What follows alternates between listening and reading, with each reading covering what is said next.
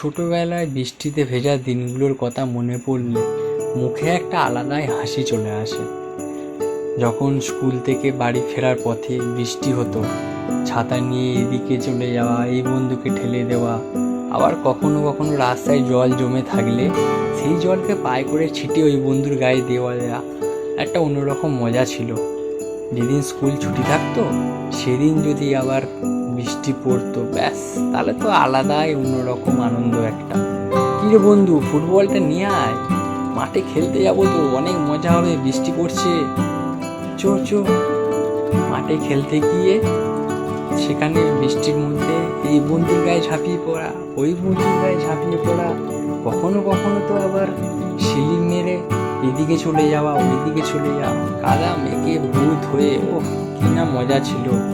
সেই কাদা মেঘে বাড়ি যখন আসতাম, মা দেখেই চেঁচাতো, কিরে আজও তুই কাদা মেঘে এসছিস, শরীর খারাপ তো করবে নাকি?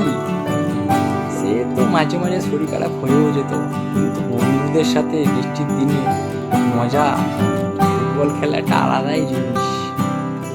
আবার যখন একটু বড় হলাম, কলেজে উঠলাম, বুঝতেই তো পারছো, নতুন নতুন বন্ধু, নতুন বান্ধবী, ও তার মধ্যে আবার ক্রাশ।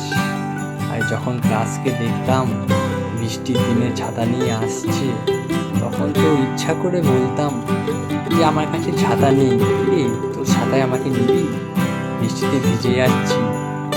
আর যখন সেই ক্লাস মুখ ফুসকে বলে দিত ঠিক আছে আয়, ছাতা নিয়েছি, তখন তো মনের মধ্যে একটা আলাদাই দিল মে লাড্ডু ফুটাওয়ালা ফিলিংস চলে আসতো।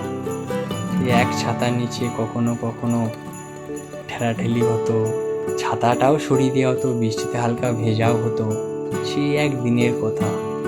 আর এখন বড় হয়েছি, দায়িত্ব বেড়েছে, কাজেও যেতে হচ্ছে, কাজ না করলে তো ফ্যামিলিও চলবে না। মাঝে মাঝে তো বৃষ্টি পড়লে কাজে যেতেও ইচ্ছা করে না, কিছু করার নেই, বস ফোন করে তো ঝাড়বে কাজে আসার জন্য।